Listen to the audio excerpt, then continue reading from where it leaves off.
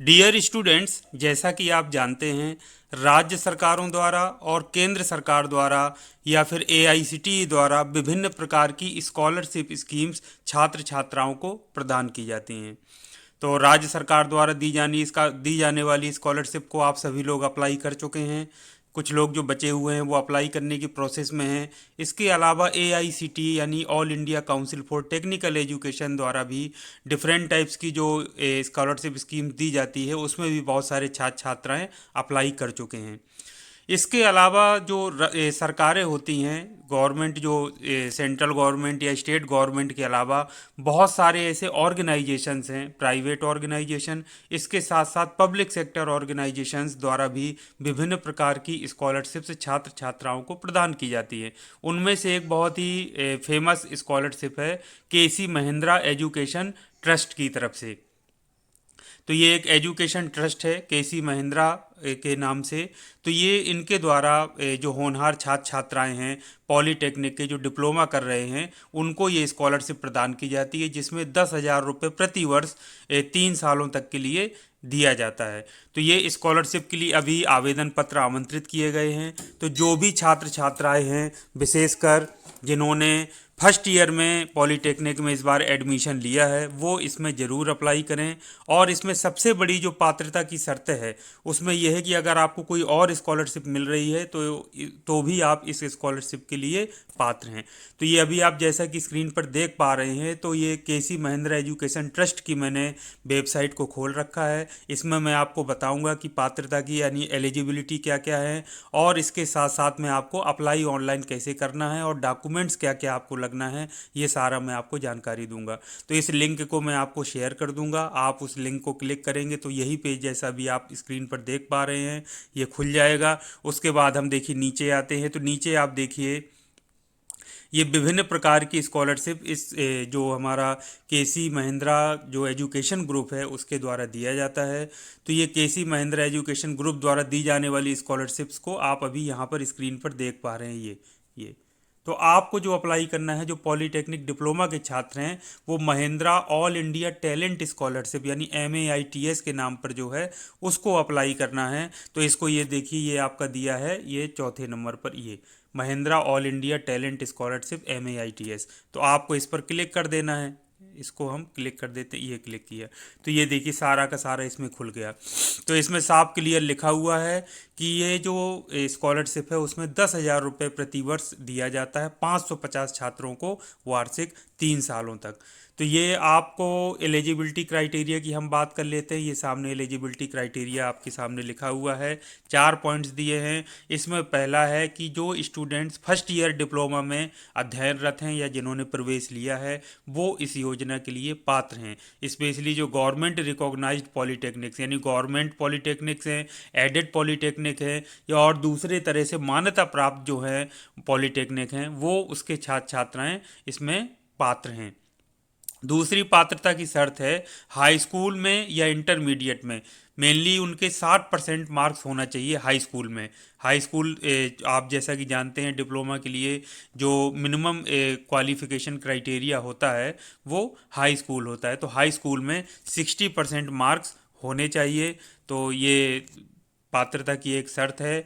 दूसरा जो पात्रता की शर्त है वो इनकम सर्टिफिकेट के बारे में है।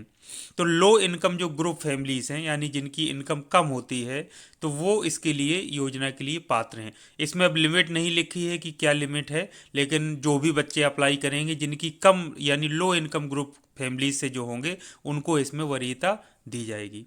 तो इसमें आपने जैसा कि देखा कि पहला आपका होना चाहिए कि आप फर्स्ट ईयर में अध्ययनरत हों या एडमिशन आपने लिया है। दूसरा है आपका आपने एसएससी या एचएससी यानी हाई स्कूल इंटरमीडिएट जो भी एप्लीकेबल है, इसमें लेटरल एंट्री के भी बच्चे पात्र हैं। ये मैं आपको बता देता हूँ। फर्स्ट ईयर के साथ साथ जिन्होंने सीधे द्वितीय वर्ष में प्रवेश लिया है वो छात्र छात्राएं भी इस योजना के लिए पात्र हैं। तो वो या तो इंटरमीडिएट करके आए होंगे या आईटीआई करके आए होंगे, तो वो भी इसमें अपने अप्लाई कर सकते हैं क्योंकि वो इस योजना के लिए पात्र हैं। तो ये आपको मैंने चारों शर्तें आपको बता दी हैं। पहला, आपको किसी गवर्नमेंट रिकॉग्नाइज्ड पॉलीटेक्निक में अध्ययनरत होना चाहिए फर्स्ट ईयर में या फिर लेटरल एंट्री के माध्यम से द्वितीय वर्ष में।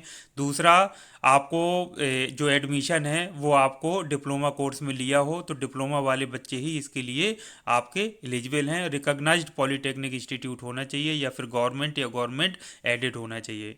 तीसरा है 60% मार्क्स होना चाहिए हाई स्कूल में। और चौथा है स्टूडेंट को लो इनकम ग्रुप फैमिलीज से होना चाहिए, यानी जिनकी इनकम कम होती है। जनरली जो स्टेट गवर्नमेंट की स्कॉलरशिप्स में अप्लाई करते हैं तो वो सारे बच्चे मेरे हिसाब से पात्र हैं, उनको अप्लाई करना चाहिए।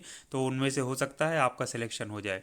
दूसरा एक चीज़ इसमें प्लीज़ नोट देखिए करके लिखा हुआ है कि गर्ल्स स्टूडेंट्स हैं स्पेशली, या फिर जिनकी फैमिली इनकम कम है और जो डिफरेंटली एबल्ड चिल्ड्रन हैं, यानी जो पीएच के जो बच्चे हैं या फिर जो आर्म्ड फोर्सेस पर्सनल हैं, जो हमारे जो सेंट्रल पैरा मिलिट्री फोर्सेस होती हैं या आर्म्ड फोर्सेस होती हैं, स्पेशली इसमें आर्म्ड फोर्सेस के लिए लिखा हुआ है, तो उनके जो बच्चे हैं तो उनको वरीयता ज़्यादा दिया जाएगा या प्रेफरेंस उनको दिया जाएगा। तो किनको प्रेफरेंस मिलेगा? गर्ल्स स्टूडेंट्स को, यानी जो हमारी छात्राएं हैं जो कम इनकम ग्रुप के जो छात्र हैं, जिनकी फैमिली इनकम बहुत कम है, जो पीएच छात्र हैं, जो या डिफरेंटली एबल्ड जिनको कहते हैं, या फिर जो आर्म्ड फोर्सेस जो हमारे एम्प्लॉई हैं उनके बच्चे हैं, तो उनको इसमें प्राथमिकता दी जाएगी। तो इसमें आपको जो जो डॉक्यूमेंट लगना है वो भी हम बता देते हैं, और जो एप्लीकेशन फॉर्म है वो कैसे आपको अप्लाई करना है उसके बारे में भी मैं आपको बता देता हूँ। उसके बाद देखिए यहाँ पर लिखा है click here to download the list of documents required to be submitted along with the application form. और फिर नीचे लिखा है click here to submit your application form. तो पहले हम जान लेते हैं कि लिस्ट ऑफ डॉक्यूमेंट्स कौन कौन सी आवश्यकता पड़ेगी जो आपको इसमें ऑनलाइन अपलोड करने पड़ेंगे फॉर्म भरते समय। तो पहले हम इस पर क्लिक कर देते हैं, click here to download the list. तो ये देखिए पीडीएफ इस तरह से खुलेगी। मैं पहले डाउनलोड कर चुका हूँ लेकिन एक बार फिर खुलेगा। देखिए पीडीएफ खुल गई। तो ये पीडीएफ खुलकर आ गई। इसमें list of documents required for the Mahindra all India talent scholarship along with the way the files need to be named. उसमें आपको जो जो डॉक्यूमेंट्स की ज़रूरत है वो भी इसके साथ साथ जो फाइल आपको नाम से जो अपलोड आप करेंगे तो उस फाइल का नाम क्या देना है उसके बारे में भी इसमें बताया गया है। तो इसमें देखिए सबसे पहला जो आपका है वो आपको इसमें ध्यान से देखिए, ये पहला है proof of admission from institution where admission has been secured. Admission letter होना चाहिए, अलॉटमेंट लेटर होना चाहिए, फ़ी रसीद, ये सब लिखा हुआ है। या तो एडमिशन लेटर है तो होता ही है सभी के पास, उससे काम चल जाएगा। अलॉटमेंट लेटर हो, फी रिसीप्ट हो, बोनाफाइड स्टूडेंट सर्टिफिकेट हो, इनमें से कोई भी लेटर हो आपका काम चल जाएगा। यदि इनमें से कुछ ना हो, एडमिशन लेटर अलॉटमेंट लेटर इधर गुम आपने कर दिया हो या फी रिसिप्ट, तो बोनाफाइड स्टूडेंट सर्टिफिकेट आप संस्था से बनवा लीजिए। बोनाफाइड का मतलब ये बच्चा यहाँ पढ़ता है, अध्ययनरत है और ये सर्टिफाइड छात्र है, इसका ये मतलब होता है, फॉर्मेट में बन जाएगा। वैसे इसकी ज़रूरत नहीं पड़ेगी। कोशिश करिए कि एडमिशन लेटर आपके पास है उसी को आप अपलोड करिए, या अलॉटमेंट लेटर होगा या फी रिसिप्ट होगा। तो इसमें जो फाइल नेम रहेगा, फर्स्ट नेम अपना रखना है, फिर अंडर स्कोर लास्ट नेम, फिर अंडर स्कोर एडमिट लेटर, इस तरह से नाम इसको देना है। तो क्योंकि एडमिशन लेटर है तो एडमिट लेटर की तो इस तरह से फाइल आपको बना करके फिर अपलोड करनी है। अब जैसे किसी का नाम राकेश कुमार है तो फाइल किस नेम से सेव करेगा? Rakesh first name under score Kumar, फिर उसके बाद एडमिन लेटर लिख के उसको अपलोड करने के पहले उस फाइल को नाम दे लेना है। तो ये हो गया पहला। दूसरा है आपका testimonial recommendation letter from any one of the two referee, teacher या एम्प्लॉयर। तो टीचर आपके संस्था में जो हो, चाहे प्रिंसिपल की तरफ से और या ये कोई टीचर हो आपके जिन जो आपको टीचर अच्छे लगते हों, जिनसे आपकी बातचीत होती हो, उनसे बात कर लीजिए। दो लोगों के नाम मांगते हैं तो आप नाम दे दीजिए और उनमें से एक रिकमेंडेशन लेटर के वो लिखवा लीजिए। तो वो रिकमेंडेशन लेटर भी आपका अपलोड करना पड़ेगा। उसका नाम इस तरह से देना है, first name underscore last name, आपका जो नाम है, फिर अंडर स्कोर आपका लास्ट नेम, फिर अंडर स्कोर रहेगा रिकमेंडेशन, यानी वो लेटर रिकमेंडेशन लेटर है। तो वो आप पहले से फाइल नेम आप उसमें चेंज करके इस तरह से रखिए अपलोड करने के पहले। तीसरा है रिकमेंडेशन लेटर का, फिर मैं बता देता हूँ। दूसरा जो है उसका संस्तुति लेटर, जैसे हिंदी में हम कहते हैं किसी को हम रिकमेंड करते हैं कि हाँ ये स्टूडेंट बहुत अच्छा है, इसको स्कॉलरशिप दे दी जाए, इस तरह का लेटर वो लिख देंगे तो उसको आप अपलोड कर देना है। कोई और दिक्कत है तो आप मुझे बताइएगा तो मैं उसको आपको और बता दूंगा। और इसके अलावा जैसे short statement as to your general aptitude and interest, यानी आपका रुझान और आपकी रुचि क्या है इसके बारे में एक शॉर्ट स्टेटमेंट आपको लगा करके उसमें अटैच करना पड़ेगा कि type of vocation you would like to pursue and your ambitions and aspirations in life. आप अपने जीवन में आपकी इच्छाएं क्या हैं, एस्पिरेशंस यानी एम्बिशंस महत्वाकांक्षाएं क्या हैं, आप लाइफ में क्या करना चाहते हैं, क्या आपका पेशा है, आगे आपने क्या सोच रखा है, उसके संबंध में एक आपको राइटअप लिखना पड़ेगा। तो वो आपको तैयार रखना पड़ेगा पहले से। और उसको फाइल नेम क्या सेव करेंगे, फर्स्ट नेम वही सबकी तरह अंडर स्कोर लास्ट नेम फिर अंडर स्कोर स्टेटमेंट, ये आपको रखना पड़ेगा। तो वो एक आपका तीसरा आपका डॉक्यूमेंट रेडी हो गया। चौथा है certificate of date of birth. तो डेट ऑफ बर्थ के लिए हाई स्कूल का सर्टिफिकेट मान होता है, तो वो आप लगा दीजिए, कोई दिक्कत नहीं है। तो ये आपका नाम वही रहेगा। इसका फाइल का नाम क्या देंगे, फर्स्ट नेम अपना जो आपका है अंडर स्कोर आपका last name underscore birth date, ये हो गया। पाँचवा है copy of marksheet of standard 10th, यानी हाई स्कूल की मार्कशीट आपको अपलोड करनी है। तो हाई स्कूल की मार्कशीट के लिए क्या नाम देंगे उस फाइल को, फर्स्ट नेम अपना फर्स्ट नेम लिखिए अंडर स्कोर लास्ट नेम अपना अंडर स्कोर 10 लिख दीजिए, इसका मतलब ये 10th की मार्कशीट है। फिर छठवां है copy of marksheet of 12th standard if applicable, ये लिखा है। मान लीजिए हाई स्कूल से कोई आया है तो उसको ये नहीं देना है। यदि कोई लेटरल एंट्री के माध्यम से आया है या इंटरमीडिएट किसी ने किया है तो वो इंटरमीडिएट का भी अप्लाई अपना उसमें अटैच करेंगे फाइल। और फाइल का नाम क्या देंगे, first name underscore last name under score 12, यानी ये 12th की मार्कशीट है। तो ये 6 चीज़ें हो गई। अब 7वीं चीज़ की बात कर लेते हैं। 7वां डॉक्यूमेंट क्या है, फैमिली इनकम सर्टिफिकेट कॉपी और प्रूफ ऑफ इनकम। तो प्रूफ ऑफ इनकम जैसे आप स्कॉलरशिप के फॉर्म में लगाते हैं वही आपका रहेगा, बस फाइल नेम आपका हो जाएगा first name underscore last name under score income. तो इसको ये आप करके, यानी इनकम सर्टिफिकेट की फाइल हो गई, तो इसको आप रेडी रखिए। फिर 8वां है copy of first page of passbook और कैंसल्ड चेक। तो चेक बुक तो यदि आपके पास है तो ठीक है, नहीं है तो ज़्यादातर स्टूडेंट्स के पास नहीं रहती है, लेकिन उनके पास पासबुक जरूर होगी, बैंक का अकाउंट होगा, तो वो पासबुक का फर्स्ट पेज आपको स्कैन करके रेडी रखना है। और उसका जो नाम देना है फाइल का वो फर्स्ट नेम अपना अंडर स्कोर लास्ट नेम आपका जो है और अंडर स्कोर बैंक, यानी बैंक की ये फोटो कॉपी है या कैंसल्ड चेक। और 9वें नंबर पर जो महत्वपूर्ण दस्तावेज जो आपको अपलोड करने की ज़रूरत पड़ेगी वो अपना आधार कार्ड की फ़ोटोकॉपी। तो वो आधार कार्ड को स्कैन कर लीजिए और उसका नाम आप क्या देंगे, first name underscore last name underscore Aadhaar, इस तरह से नाम आप दे लीजिए। नाम आपका राकेश कुमार है तो राकेश अंडर स्कोर कुमार हो जाएगा, अंडर स्कोर अपना आधार यहाँ पे आधार लिख देना है। तो इससे पता चलेगा कि जो नाम फाइल का रहेगा कि ये आधार का लेटर है। तो इस तरह से 9 डॉक्यूमेंट आपके लगने हैं। तो 9 को जिस तरह से बताया गया है फाइल नाम दे करके उसको आप लोगों को क्या करना है, तैयार रखना है, तब फिर ऑनलाइन अप्लाई करना है। अब मान लीजिए आपने सारा चीज़ तैयार कर लिया, तो अब देखते हैं ऑनलाइन किस तरह से अप्लाई करना है। ये है नीचे आपका दिया है, ये ऑनलाइन अप्लाई करने का, ये click here to submit your application form. तो हम यहाँ पे क्लिक कर देते हैं, नीचे वाले में ये क्लिक किया तो ये देखिए ये फॉर्म आपका खुल गया। ये देखिए,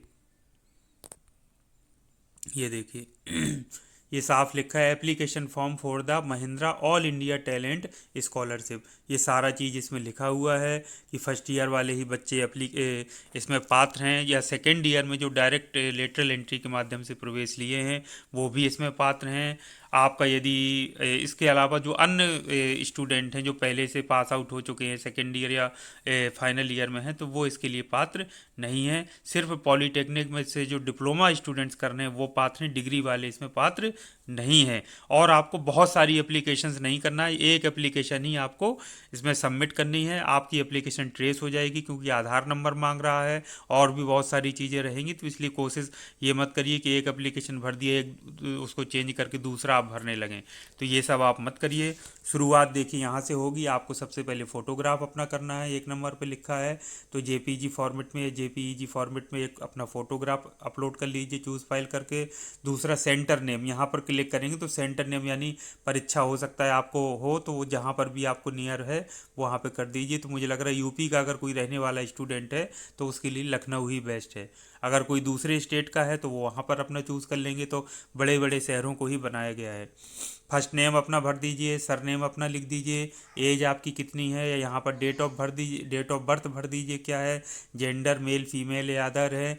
एड्रेस फॉर करेस्पॉन्डेंस का मतलब है जहाँ पर आपसे पत्राचार किया, जैसे कि हिंदी में कहते हैं पत्राचार का एड्रेस। आपको ज़्यादा समझ में ना आए तो आपके उसमें आधार में एड्रेस लिखा रहता है पूरा, वो आप उसको लिख सकते हैं। यहाँ पर पिन कोड आप भर दीजिए 9 नंबर पे, अपना नेम ऑफ द डिस्ट्रिक्ट भर दीजिए, नेम ऑफ द स्टेट। अब ये इसमें प्रॉब्लम आती है कि एड्रेस के लिए कई सारे स्टूडेंट्स हो सकते हैं क्वेश्चन पूछें कि सर हम अपने परमानेंट जहाँ के रहने वाले वहाँ का भरें कि जहाँ से पॉलीटेक्निक कर रहे हैं वहाँ का भरें। तो इसमें बच्चों यही है कि आप अपने घर का एड्रेस दे दीजिए, जो आधार में लिखा है वही परमानेंट होता है और सारी चीज़ें उसमें लिखी भी रहती हैं, वो इतना जल्दी चेंज भी नहीं होगा। तो उसमें सारा देख करके उससे आप सही सही सारा चीज़ भर दीजिए, तो वो आपके लिए हमेशा के लिए काम रहेगा। मान लीजिए पॉलीटेक्निक में आप जहाँ का एड्रेस दे दें, हो सकता है 2 महीने बाद आप चेंज करके दूसरी जगह रहने लगें, तो पत्र वहाँ पर आएगा तो वो तो वापस कर देंगे, तो प्रॉब्लम हो जाएगी। तो सबसे अच्छा तरीका क्या है, आधार में जो एड्रेस लिखा है वही एड्रेस वही सारी डिटेल देख देख करके आप भर दीजिए। उसमें पिन कोड भी रहता है, डिस्ट्रिक्ट भी रहता है, ग्राम पंचायत भी रहता है, आपका जो तहसील है वो भी रहता है, सारा लिखा रहता है। तो 10वें नंबर पर है नेम ऑफ द डिस्ट्रिक्ट, 11वें name of the state, UP या जो भी आपका स्टेट है वो भर दीजिए। मोबाइल नंबर एक्टिव जो आपका मोबाइल नंबर हो वो भर दीजिए। ईमेल आईडी सही सही दीजिए। परमानेंट एड्रेस यहाँ पर आप भर दीजिए, परमानेंट एड्रेस भी आपका आधार में है तो वही परमानेंट एड्रेस आप यहाँ पर भी भर दीजिए, कोई दिक्कत नहीं है। और वही आपका करेस्पॉन्डेंस एड्रेस है भाई, करेस्पॉन्ड एड्रेस का मतलब जहाँ पर पत्र आ सके वो पूरा एड्रेस बहुत अच्छे से लिखिए। अपने पिताजी का नाम लिखिए, सन ऑफ करके या डॉटर ऑफ करके, कोई छात्रा है तो, और पूरा, ताकि आपको हो सकता है कोई ना जानता हो लेकिन आपके पिताजी को या घर वालों को जानता हो तो वहाँ पर आपको पत्र पहुँच सके, या केयर ऑफ करके लिखिए जहाँ पर पत्र आसानी से पहुँच सके यदि कोई लेटर आता है। तो ये सारी चीज़ें भर दीजिए। 18वें नंबर पे आधार कार्ड नंबर है। ये सारा जब भरेंगे तो नेक्स्ट आप करेंगे। नेक्स्ट अब जब आप जाएंगे तो वो सारी चीज़ें फिर मांगेगा, डॉक्यूमेंट जो आपको अभी बनवाए हैं, 9 डॉक्यूमेंट्स पूरे तैयार कराए हैं, फाइल नेम जैसे बताया है वैसे तैयार करना है, और एक एक करके सारे डॉक्यूमेंट्स को आपको क्या करना है, अपलोड उसमें कर देना है, और पूरी प्रक्रिया को जो भी उसमें पालन करने के लिए कहा जाए उसको कर लेना है। तो ये थी पूरी प्रक्रिया। उम्मीद करता हूँ कि इसमें आप अप्लाई ज़रूर करेंगे, क्योंकि इसमें कोई फ़ीस नहीं है, और इसमें जो होनहार बच्चे हैं उनको 10,000 रुपये की स्कॉलरशिप प्रतिवर्ष मिल जाएगी। तो उनका बहुत पढ़ाई में उनको सहूलियत हो जाएगी। इसके साथ साथ में सबसे बड़ी जो इस योजना की बात है वो ये है कि इसमें किसी भी तरह का ये शर्त नहीं है कि आपको अन्य जगह से स्कॉलरशिप ना मिल रही हो। यदि आप स्टेट गवर्नमेंट से या सेंट्रल गवर्नमेंट से स्कॉलरशिप ले रहे हैं तो भी आप इस योजना के लिए पात्र हैं। तो इसमें अप्लाई ज़रूर करिए, और छात्राएं इसमें अप्लाई ज़रूर करें, क्योंकि उनको वरीयता इस केस में दी जाएगी। और भी जो पात्रता की शर्तें थीं, जैसे जो हमारे पीएच स्टूडेंट हैं और इसके अलावा जो लो इनकम ग्रुप के स्टूडेंट्स हैं, वो इसमें ज़रूर अप्लाई करें, उनको इसका फ़ायदा ज़रूर मिलेगा। तो ये था आज का मेरा महत्वपूर्ण वीडियो। उम्मीद करता हूँ कि इस योजना में आप अप्लाई करेंगे और आपको इसका लाभ ज़रूर मिलेगा। इन्हीं शुभकामनाओं के साथ आज की इस वीडियो को मैं यहीं समाप्त करता हूँ। आपकी यदि कुछ भी क्वेरी हो, मन में कोई डाउट हो, तो आप कमेंट करके मुझसे पूछ सकते हैं, तो मैं आप उसमें ज़रूर बताऊंगा। और इसके साथ साथ जो वेबसाइट की लिंक है वो मैं डिस्क्रिप्शन बॉक्स में दे दूंगा, तो आप उसको क्लिक करके डायरेक्ट फॉर्म फिल कर सकते हैं, और इसके अलावा उसको सारा चीज़ डॉक्यूमेंट्स को पढ़ भी सकते हैं। तो आज के लिए इतना काफ़ी है। Thank you very much. आपका दिन शुभ हो।